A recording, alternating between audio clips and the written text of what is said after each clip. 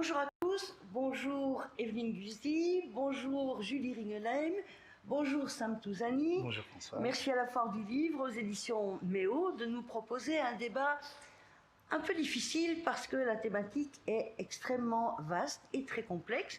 C'est la question de la mémoire et de l'identité, ou des mémoires et des identités. C'est aussi inévitablement la question du regard que l'autre porte sur nous, de la façon dont nous essayons de nous construire une identité à partir d'assignations identitaires qui sont fortes et parfois mutilantes, celle de la famille, celle de la communauté, celle de la religion. Donc bref, c'est une extrêmement vaste problématique. Et en fait, en préparant ce matin, en terminant de préparer notre rencontre, j'ai pensé à cette très belle chanson de Maxime Le Forestier, Être né quelque part. Je ne vais pas vous la chanter, mais je vous conseille d'aller l'écouter après notre entretien, parce que vous verrez la résonance avec les thématiques qu'on va soulever ici. Alors, donc, je suis avec deux auteurs et une fille d'auteur, et je vais leur demander tout d'abord à chacun de faire un peu le pitch du livre qu'il présente, ou plus simplement de dire quelle a été l'urgence de l'auteur à écrire ce livre-là, à ce moment-là. Alors je vais commencer avec vous, Julie Ringelheim, avec le livre posthume, le récit autobiographique posthume de votre papa, Foulek Ringelheim, magistrat bien connu, avocat, magistrat bien connu, et puis qui, dans les dernières 20 années de sa vie, devient écrivain. Il a publié 2 romans qui ont été remarqués, comme La Seconde Vie d'Abraham Potts, et puis là, c'est Boule de Juif. Au moment où il écrit Boule de Juif, quelle est son urgence à lui ? Alors mon père disait qu'il qualifiait ce récit de fiction autobiographique, parce que c'est un récit largement autobiographique, mais qui comporte aussi une petite part de fiction. Il raconte l'histoire d'un petit garçon qui, comme lui, est né en 1938 de parents juifs, pauvres, émigrés de Pologne dans les années 20 à Liège. 1938, c'est pas une très bonne période pour naître quand on est juif. Pendant la guerre, il est caché dans un orphelinat catholique. Alors c'est une période très noire, très dure, mais qu'il raconte avec beaucoup d'humour et d'autodérision. Il raconte son trouble identitaire. Quand il arrive dans l'orphelinat, le curé lui dit qu'il doit maintenant oublier qu'il est juif, et sa mère, à l'inverse, en partant, lui dit en yiddish qu'il ne doit jamais oublier qu'il est juif. Et il se retrouve plongé dans la religion catholique, il doit porter un faux nom. Tout ça est très troublant pour ce petit garçon qu'il est.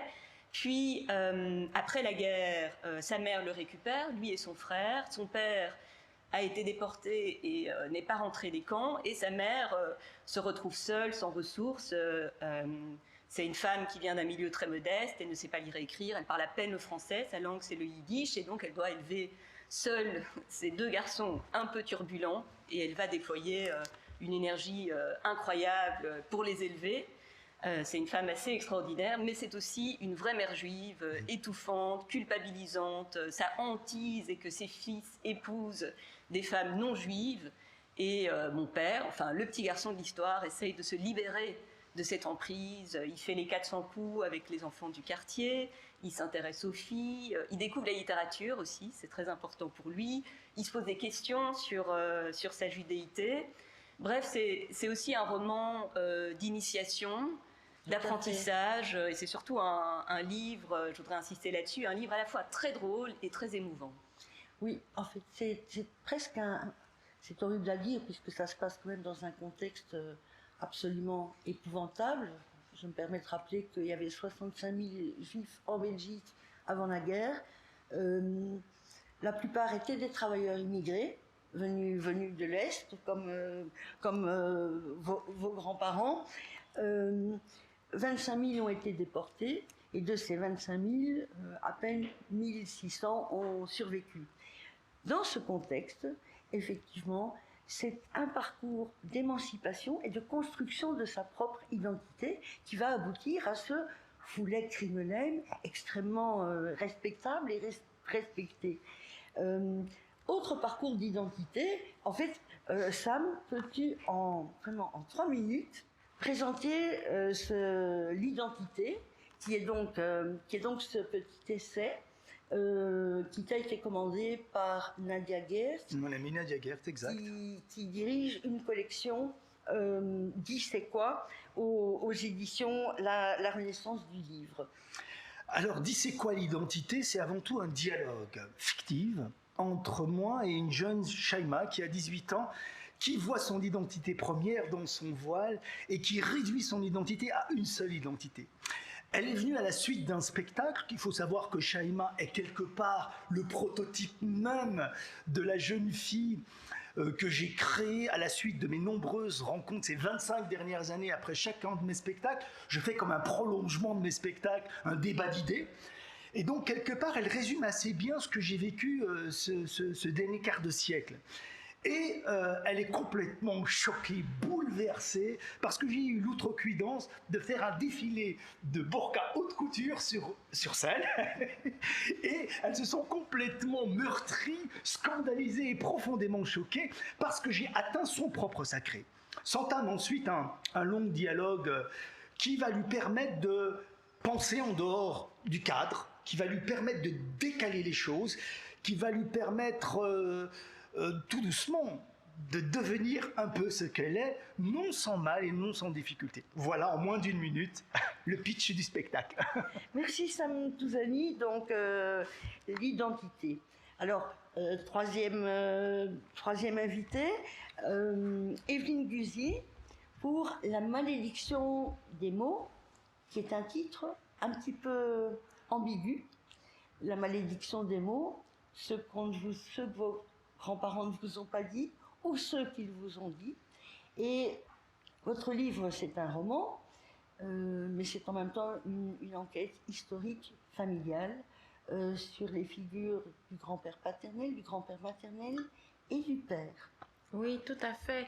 Alors, évidemment, La malédiction des mots, c'est un titre mystérieux. Je tiens beaucoup à garder ce mystère parce qu'il veut dire tout et son contraire. Et je le ressens plutôt comme une évocation poétique, c'est-à-dire qu'à partir du moment où je commence à l'expliquer, il perd de sa magie. Et donc, je laisse chacun ressentir la manière dont il veut interpréter ce titre, La malédiction des mots. Alors, Françoise, vous avez parlé d'urgence. Et en ce qui me concerne, c'est tout le contraire d'une urgence, ce livre, puisque j'ai eu un grand-père maternel, Roger David Katz, comme vous l'avez dit, qui était un grand résistant, qui a dirigé la Fédération sioniste pendant plus de 10 ans, dans des années fondamentales pour la formation d'une certaine identité juive et une certaine perception du rapport à l'État d'Israël, par exemple, et dont une partie de l'action de résistance qu'il a eue a été mise en cause par un historien à la fin de sa vie, ce qui a provoqué beaucoup de douleur et beaucoup de débats. Et déjà à cette époque-là, bon, j'avais des facilités pour l'écriture, il savait que je voulais étudier le journalisme, voilà, études que je n'avais pas encore entamées. Il me demandait sans cesse d'écrire un livre sur lui, chose que je refusais en bloc, parce qu'évidemment, je ne voulais pas que ces idées guident mon écriture. Mon grand-père est décédé en 83, donc vous voyez combien ça date, et quelques années plus tard, ma mère m'a confié des dossiers qui pourraient m'aider à éclaircir ce mystère. Et j'ai mis une trentaine d'années à tourner autour, à ne rien faire, à tout faire pour ne pas m'en occuper. Et la dernière diversion a eu lieu il y a à peu près 7 ans. C'est quand je me suis retrouvée à une conférence d'Alain Berenbaum, que vous connaissez sans doute tous, qui lui-même a écrit l'histoire de ses parents, qui venaient de Lituanie, comme mon grand-père maternel. Donc j'arrive à cette conférence, je suis toute contente, je vais entendre parler de mon grand-père maternel. Et le moment vient où on pose les questions, ses parents, Alain Barenbaum, vivaient à Charleroi, quelqu'un se lève dans la salle et parle de mon grand-père paternel, Itzhak Katz, et dit, Itzhak Berkman, pardon, et dit qu'il a fréquenté les milieux communistes. Alors là, c'est une bombe qui tombe sur ma vie. Je ne comprends pas ce qui m'arrive. Le mot communiste était un mot honni dans ma famille. La seule chose positive que j'avais entendue de la part de mon père un jour, c'est « oui, quand on est jeune, on est toujours de gauche », faisant allusion à ma propre attitude, mais rien de plus. Et donc, à ce moment-là, je me jette quasi sur des dossiers et je commence à essayer de comprendre qu'est-ce qui s'est passé pour mes grands-parents, comment vivait la communauté juive de Charleroi avant-guerre, d'où ils étaient venus, et à mettre tout ça en lien dans l'histoire familiale, où finalement on a deux pans qui sont extrêmement différents et même opposés. Et donc la malédiction des mots, c'est ça, c'est la découverte de ce qui s'est passé dans ces deux pans de ma famille, et aussi la découverte de la vie de mon père, comme Enfant petit caché. garçon, comme enfant caché, donc comme Foulek. Et voilà, en lisant le livre de Foulek, il y a d'énormes résonances dont on pourra peut-être parler par la suite. Mais c'est exactement la question que je pensais te poser. Oui. Donc les deux livres sont Boule de Juif et La malédiction des mots sont en miroir, puisque avec vous, Evelyne Guzzi, c'est un portrait de la vie des travailleurs immigrés juifs à Charleroi, où il y avait une petite communauté juive de 2000 personnes avant la guerre, qui étaient là essentiellement pour des boulots, un peu toutes sortes de boulots, ouvriers, piocheurs, votre grand-père a été piocheur. Métallurgiste. Et de l'autre côté, avec dans le livre de Foulek-Ringelheim, là c'est un portrait de la vie juive avant-guerre et pendant la guerre, par la bouche de Foulek, et là aussi, milieu extrêmement modeste, Oui. milieu ouvrier, milieu de solidarité. Alors la question que je voulais la question que je voulais vous poser, Evelyne, c'est ces parallèles entre Liège et Charleroi, entre la vie juive de Liège et de Charleroi. Qu'est-ce qui vous a principalement touché dans Boule de Juif?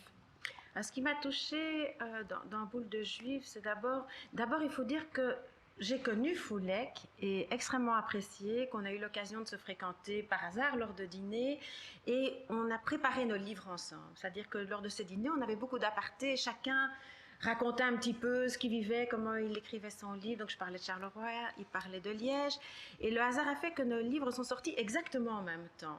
Donc déjà, ça m'a énormément touchée, parce que si je le fréquentais plus et que je ne peux pas le qualifier comme ami, tous les rapports que j'ai eus avec lui en tant que collègue, en tant qu'écrivain, étaient très tendres, étaient des vrais rapports de connivence et de partage.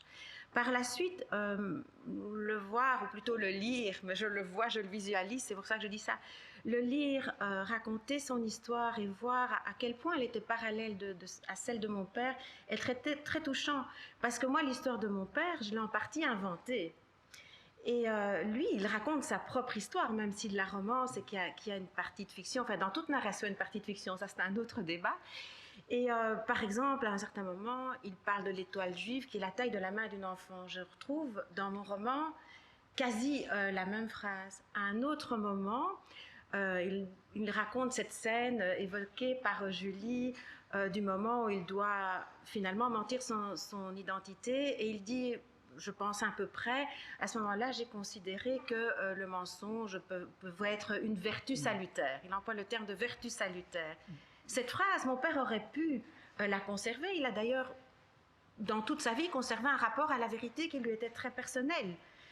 Donc voilà, il disait à ses enfants, quand tu mens, mange jusqu'au bout. C'était la grande vérité qu'il avait tirée de la guerre. Bon, aussi, mais si on mange jusqu'au bout. Donc il y a ça, il y a tout ce vécu d'enfant caché, toute cette tentation vers la religion catholique, avec tous ces fastes, avec toute cette liturgie, avec les odeurs d'encens que j'ai retrouvées dans le livre de Foulek également. Et donc j'ai ressenti là en fait qu'il y avait une grande... des grands points communs entre ces vécus d'enfants cachés, sans doute celui de Foulek, sans doute celui de mon père, et d'autres encore. Et ça, c'était extrêmement touchant d'avoir cet effet d'écho. Voilà, parfois, j'avais l'impression vraiment presque de lire ce que j'aurais pu écrire, mais avec beaucoup plus d'humour, il faut le dire. Et c'est touchant, et ça reste touchant pour moi aussi même de voir Julie aujourd'hui, que je ne connaissais pas. Et voilà, de me dire que dans l'ordre des générations, parce que mon père était plus âgé que Foulek, finalement, elle se trouve à ma place. Voilà. Donc, il est question de résonance. Sam, vous êtes d'une autre génération, née en 1968, mais vous êtes né à Bruxelles, 2 parents immigrés. Et moi, ce qui m'a frappé, c'est le rôle des mères. Les mères courage. Dans le livre de Foulek, c'est manifeste. Et Fradla qui perd son mari. Fradla qui, elle, ne répondra à aucune convocation. et enlèvera Pendant la l'étoile, guerre. et qui se cache, qui cache ses enfants, qui place ses enfants. Et c'est une mère courage. Alors qu'elle est arrivée, vous l'avez dit, elle parle le yiddish, elle ne parle pas le français. C'est d'ailleurs le petit Foulek qui va traduire les documents administratifs parce qu'il faut obtenir des papiers ou des allocations. Je m'égare. Mais le personnage de ces mères courage, qui ne connaissent pas la langue du pays d'arrivée, c'est aussi un peu le portrait de votre maman, de Rama, marocaine, illettrée, et qui est pourtant le personnage, tout illettré qu'elle soit ou qu'elle fût, qui a su dire non. Et ça, c'est votre première leçon de liberté. Est-ce que vous pouvez nous rappeler Exactement. Ma mère le nom de ma mère a été un nom constitutif chez moi. Elle a dit non à la répression, à la dictature marocaine, parce qu'ils ont fui et ils ont vécu l'exil. Puis il y a l'exil intérieur, et puis il y a la problématique de la loyauté. Celui qui part, c'est toujours un peu celui qui trahit. Et elle n'avait pas envie de transmettre ça à ses enfants, dans un milieu plutôt patriarcal, dans un milieu plutôt sexiste, dans un milieu plutôt antisémite, en fin de compte, parce que le juif, au même titre que la femme, reste toujours le bouc émissaire universel, et tout le monde s'en donne à cœur joie, et d'autant plus lorsqu'on est pauvre, peu armé. Et ma mère a dit non à tout ça. Et effectivement, vous avez raison, c'est la mère courage de Bertolt Brecht, c'est la mère de Gorky, c'est celle qui va se lever contre toutes les injustices. Et moi, je suis un petit Sam. Je vais voir ma mère dire non à tout ça, et ce non va me poursuivre jusqu'à aujourd'hui. Et il y a effectivement plein de parallélismes à faire entre la malédiction des mots, qui pour moi est une bénédiction, par son récit, par sa force de frappe. Boule de juif, bien sûr, la référence à Boule de Suif n'a échappé à personne, m'a profondément touché, mais là, plus dans mes spectacles, parce que j'agis un peu de la même manière que Foulek, c'est-à-dire que c'est des autobiographies, c'est totalement autobiographique, mais il y a toujours une part de fiction où j'élabore des personnages, je fantasme des personnages pour les besoins, j'ai envie de dire, de la dramaturgie. Et ce qui nous lie, me semble-t-il, c'est plusieurs choses. C'est la langue française, d'abord nous, les héritiers de ça, mais c'est aussi la capacité que les enfants et les petits-enfants ont eue de s'affranchir quelque part, parfois d'une culture ou d'une religion dogmatique qui enchaîne, qui ne vous permet pas de déployer vos ailes. Et donc j'ai été profondément bouleversé dans les deux récits, celui d'Evelyne et celui de Foulek, parce que quelque part, ce qui est au-dessus de l'homme, ce qui est au-dessus de la femme, c'est bien sûr pas la nationalité, c'est pas la religion, c'est notre humanité à tous. Et voilà notre point commun. Les héritiers, nous sommes les héritiers d'une langue d'abord, où on tente de nommer les choses. Vous connaissez la phrase trop ressassée d'Albert Camus qui dit « mal nommer les choses, c'est ajouter au malheur du monde », ce qui veut peut-être dire que bien les nommer peut ajouter au bonheur du monde. En tout cas, c'est joliment dit. Julie, effectivement, les moyens de l'émancipation ont été pour Foulek, comme pour le petit Sam, ont été l'amour de la langue française, de la littérature et l'humour. Je pense qu'effectivement, on peut voir dans Sam un double de Foulek et inversement. Dans la vie, il était comme ça, il vous a éduqué, il vous a transmis ce goût de la littérature et ce goût de l'humour.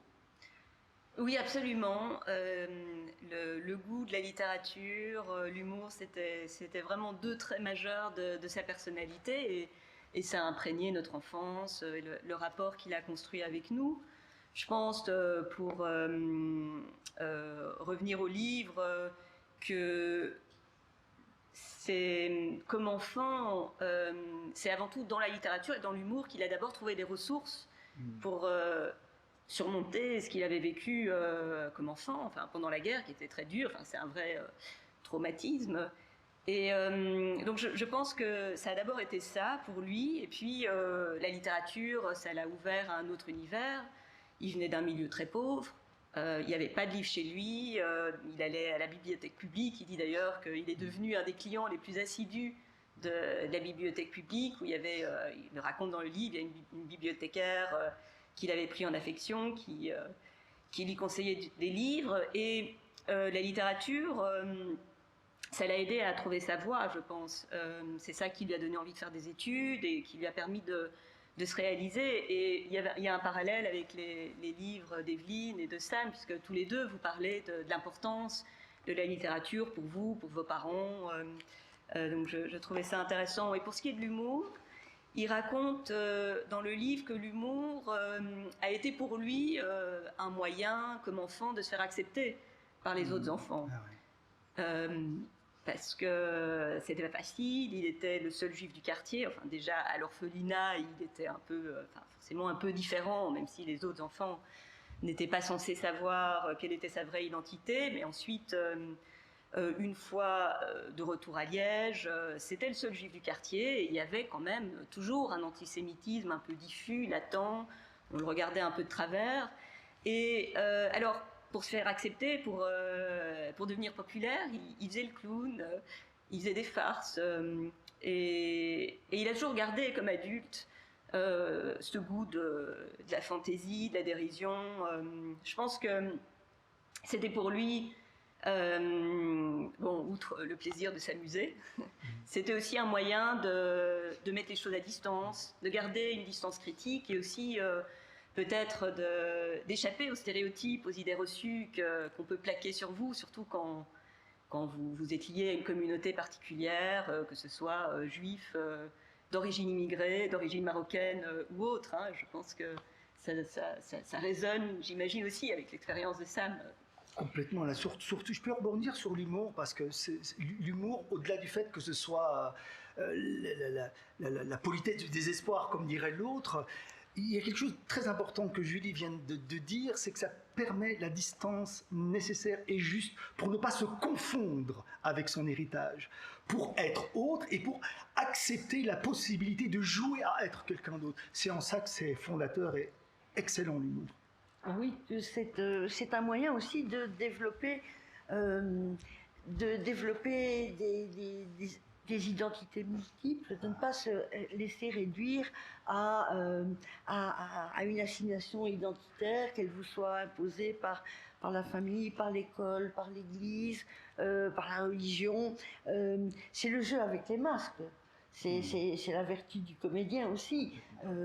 Et donc, c'est un outil d'émancipation. Jouer à être un autre et aussi ne pas être l'autre que les autres voient en moi. Evelyne, je voulais vous demander, pour écrire ce livre, cette enquête de vérité, où vous vous confrontez aux documents qu'on vous a transmis, aux dires qu'on vous a transmis, avec une tentative de les mettre en critique. Evelyne, je voulais vous poser la question de cette longue enquête, de 7 ans, où vous vous confrontez à des sources historiques, où vous analysez, vous mettez en perspective, en critique ce qu'on vous a raconté, où vous interrogez ce silence. Je voulais vous demander, le manuscrit, vous l'avez soumis à votre famille avant publication ou pas? Non, je voulais garder ma totale liberté, mais ce que j'ai fait par contre, cette expression fera sûrement sourire mon éditeur, c'est que j'ai fait une grande relecture paranoïaque. Donc, je connais bien. Voilà, donc je voulais à la fois garder la liberté, mais pour moi il était extrêmement important de ne pas blesser et d'être très respectueuse vis-à-vis de ceux qui sont partis et vis-à-vis de ceux qui restent, mais tout en me respectant et en ne me trahissant pas. Donc il s'agissait de ne pas les trahir et de ne pas me trahir, ce qui était un jeu d'équilibriste. Et ça s'est fait vraiment à la toute dernière minute avant publication. Tout d'un coup, j'ai dit à l'éditeur, je vais faire une lecture paranoïaque. Et donc j'ai fait cette lecture paranoïaque où c'est vrai, j'ai parfois adouci certaines formulations et où en fait j'ai pris conscience que le livre serait lu par du monde. Parce que lorsqu'on écrit un livre comme celui-là pendant 7 ans, on est en soi, on creuse loin, on essaye vraiment de comprendre les choses et d'être purement authentique. Et on imagine bien une sorte de lecteur universel ou de lecteur bienveillant qui vous écoute et qui va vous comprendre et en qui ça va vibrer. Mais en fait, on n'imagine pas que votre voisin qui vous connaît va le lire et que vous risquez de le blesser. Et donc, le lecteur bienveillant et tous ces lecteurs qui ne me connaissent pas, je les avais bien imaginés. Voilà, et je comptais sur la bienveillance qu'ils me donneraient. Mais mes proches et tout ça, à un moment, je me suis dit, il faut que je tienne compte aussi de ceux qui m'entourent. Donc, j'ai fait cette relecture paranoïaque, effectivement. Alors, a-t-elle été efficace? Et avez-vous, justement, du côté de l'entourage, des amis, Oui. des membres des deux familles, quelles sont les réactions? Donc, elle a été tout à fait efficace, ça n'a posé absolument aucun problème. Il y a une petite exception à ça, c'est que ma sœur avait suivi l'écriture du manuscrit. Enfin, à chaque fois, elle recevait des petits morceaux parce qu'elle voulait connaître l'histoire de la famille. Bon, mon mari aussi, mais il n'est pas concerné. Je pense que ça a été efficace, et au niveau de mon cadre proche, j'ai eu énormément de témoignages du propre vécu de proches en lisant le livre, qui ont partagé avec moi des sentiments qu'ils avaient par rapport aux rituels liés à la mort, par exemple. Mais ce qui est encore beaucoup plus frappant que ça, parce que c'est une expérience absolument précieuse que je vis pour le moment, c'est que je reçois des témoignages de lecteurs absolument inconnus de moi, qui soit par les réseaux sociaux, soit qui demandent mon mail à l'éditeur et m'écrivent leur histoire et partagent avec moi leur vécu, que ce soit un vécu de guerre, qu'ils aient eux-mêmes été enfants cachés, ou bien que ce soit un vécu simplement de citoyen belge qui prend conscience quelque part intimement, émotionnellement, parce que l'histoire on la connaît, émotionnellement de ce qui s'est passé. Et ça, pour moi, c'est une expérience absolument inattendue et extraordinaire.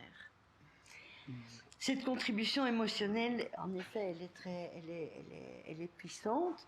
Dans Boule de Juif, je crois que c'est ça qui est très très touchant, c'est qu'on découvre de la part de cet écrivain qui était un monsieur installé, reconnu.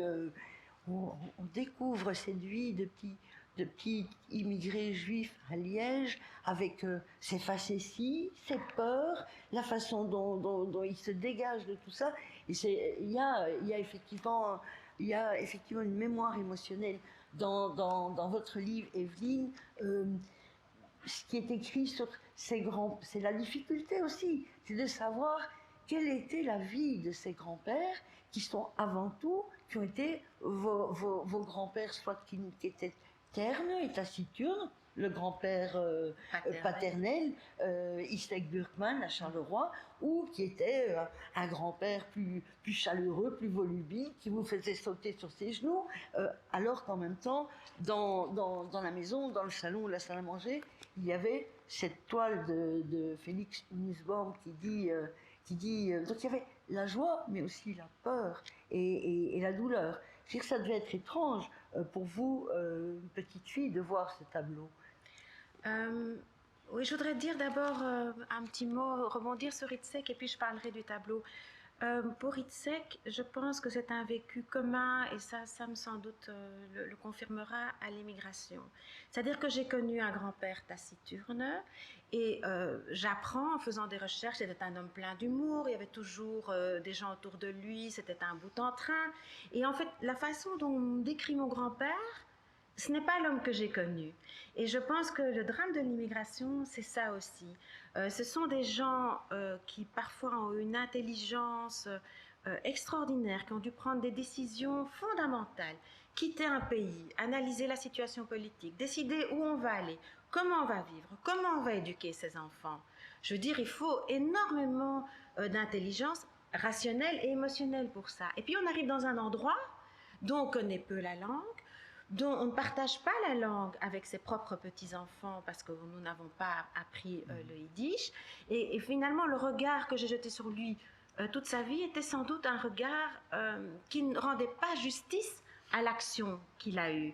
Et c'est voilà, la raison pour laquelle il m'a été précieux vraiment de faire toutes ces recherches sur lui. Alors, concernant Roger David et le tableau qui est là de La malédiction des mots, c'est un tableau de Félix Nussbaum, qui figurait au-dessus de la télévision de mes grands-parents. Et donc notre vie était très gaie. Mes grands-parents habitaient 4 étages en dessous de mes parents. Notre vie était très gaie. C'était vraiment un havre de paix et de chaleur. Et en même temps, il y avait l'omniprésence de ce tableau dont on ne parlait jamais. Et c'est ce tableau qui m'a vraiment donné la piste vers l'histoire familiale, dans le sens où mon grand-père, qui était collectionneur, possédait plusieurs œuvres de Nussbaum et a fait don à Yad Vashem, qui est le musée de la mémoire à Jérusalem, de tableaux de Félix Nussbaum en l'honneur de sa famille disparue. Et c'est comme ça que j'ai pu retrouver les noms et refaire l'arbre généalogique de tous ceux qui avaient disparu pendant la Shoah. Mon grand-père était seul au monde, il avait perdu absolument tout le monde, mais c'était un homme de courage et de liberté. Il a été très tôt dans la résistance, et la résistance non communiste, justement, au départ, la résistance polonaise, donc c'était un parcours tout à fait atypique pour la résistance juive, et c'était ça qu'il voulait faire passer, mais en même temps, les morts étaient dans le salon en permanence. Voilà. Les morts étaient dans le salon en permanence, c'est une phrase extrêmement grave. Les morts étaient dans le salon aussi à Liège. Bon, moi je ne l'ai pas vécu. Mais pour ce qui est de mon père, il le raconte dans le livre, sa mère a perdu toute sa famille. Il parle de cette période, pendant cette période d'après-guerre. Sa mère, juste dans les années d'après-guerre, sa mère, comme elle ne pouvait pas le laisser seul, l'emmenait à des réunions, elle allait voir des familles où ils se racontaient les histoires des uns et des autres qui étaient morts dans les camps. Donc, oui, il a assisté à tout ça. Mon père était là, il était le seul enfant au milieu de ces adultes qui racontaient des histoires sinistres en yiddish. Et puis, il devait trouver le moyen de surmonter tout ça, de mettre tout ça à distance. La question que je voulais poser en réalité, donc à vous, Julie, oui. Petite fille, fille d'enfant caché, la question était de savoir comment vous avez grandi avec cette histoire. Si Foulek Ringelheim, votre père, parlait, s'il mettait à distance par l'humour, s'il faisait silence, c'était la façon dont vous avez pu construire votre identité par rapport à cet héritage qui est un héritage douloureux. On peut retourner ça dans tous les sens. C'est un héritage, c'est être un petit enfant de personnes qui ont dû se cacher, savoir qu'on doit sa vie aux personnes qui ont eu le petit héroïsme de savoir se cacher. C'était ça le sens de ma question. D'accord. Eh bien, moi, comme Evelyne, j'ai vécu différentes attitudes, parce que ma mère a aussi des parents qui ont connu la guerre et qui ont été dans les camps. Donc il y avait mon père, lui, il nous parlait de la période de la guerre, mais comme dans le livre. Il en parlait avec humour. Il racontait des histoires, ses souvenirs de l'orphelinat, en insistant plutôt sur les anecdotes amusantes, comme c'est un passage que moi j'aime beaucoup dans le livre, où il raconte qu'à un moment, il y avait une procession qui était organisée pour Pâques avec les enfants de l'orphelinat.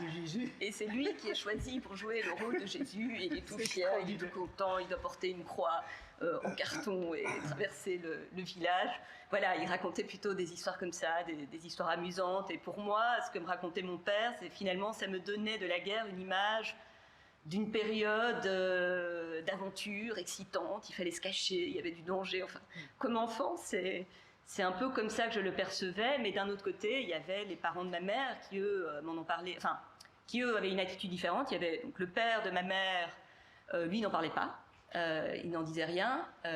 Et puis, il y avait ma grand-mère, qui, elle, nous en a beaucoup parlé, en nous racontant à quel point c'était dur. Voilà. Bon, Sam, je n'ai pas vu tous vos spectacles. Vous avez pris le rôle de Jésus ou de Mahomet? Ni de Jésus, ni de Mahomet. Mais pour rebondir sur ce que disait Julie, effectivement, d'ailleurs, dans les deux récits, celui d'Evelyne et de Foulek, on est entouré de miradors, on est entouré par la mort en permanence. Mais, assez paradoxalement, les auteurs regardent le monde avec les yeux de la vie, avec les yeux de la fraternité, avec les yeux de l'amour.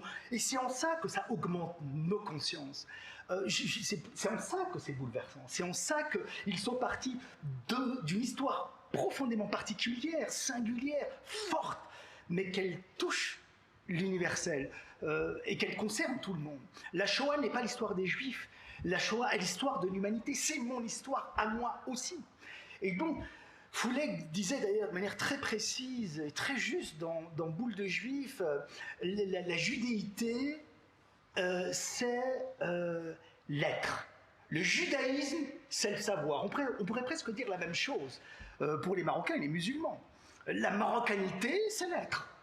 L'islam, c'est le savoir. Et moi, je connais peu de choses de ce savoir-là. Ce qui m'intéresse, c'est pas tellement le savoir, c'est qu'est-ce que j'en ai fait, moi, de ce parcours? Qu'est-ce qu'on m'a transmis? Qu'est-ce que je sélectionne? Qu'est-ce que j'intègre ou pas? Et c'est s'autoriser aussi cette intégration. C'est s'autoriser à dire non. C'est s'autoriser à prendre.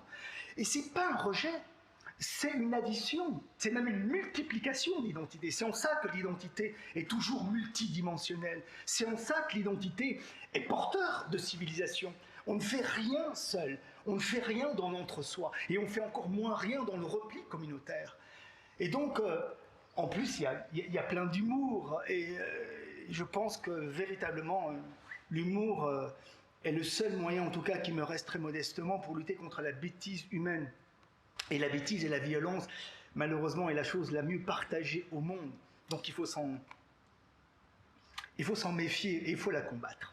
Donc le message de ces 3 livres serait, oui, la mémoire est importante, l'esprit critique est important, et l'humanité, c'est s'ouvrir à l'autre, mais en ayant aussi toujours au fond de la tête la connaissance et la lucidité critique. Oui, parce que ce n'est pas donné à tout le monde, vous savez, ça s'apprend. La citoyenneté s'apprend, l'esprit critique s'apprend, et ça s'en. Vous savez, quand c'est le collectif qui gère, ou quand c'est des gros traumas dont on peut difficilement, parce en plus quand on est juif, vous imaginez, on vous impose une étoile en disant vous êtes bien juif, et vous devez vous cacher parce que vous êtes juif. La question de l'identité est très interpellante, évidemment, surtout dans cette partie très sombre de l'histoire. C'est en ça que nous avons beaucoup à apprendre lorsque nous regardons dans le rétroviseur de l'histoire. N'oublions pas qu'on avait dit plus jamais et que ça a constitué nos démocraties, ça a constitué nos états de droit. Et si nous sommes aujourd'hui des citoyens à part entière, au-delà de notre appartenance et avec notre appartenance, c'est parce qu'on a dit plus jamais. Et je pense que les jeunes générations devraient de temps en temps regarder dans le rétroviseur de l'histoire pour mieux comprendre le présent. Il ne faut pas nier, et c'est en ça que je pense que, n'oublions pas, on parle de récits, je terminerai par là, mais ce sont 2 romans, donc où les auteurs ont la totale liberté de fantasmer, de dire et de nommer. Magnifique conclusion, merci. Merci à vous. Annie. Merci Julie Ringelet, merci Evelyne Guzzi, merci à vous qui vous serez postés derrière votre écran pour suivre cette rencontre et bonne lecture.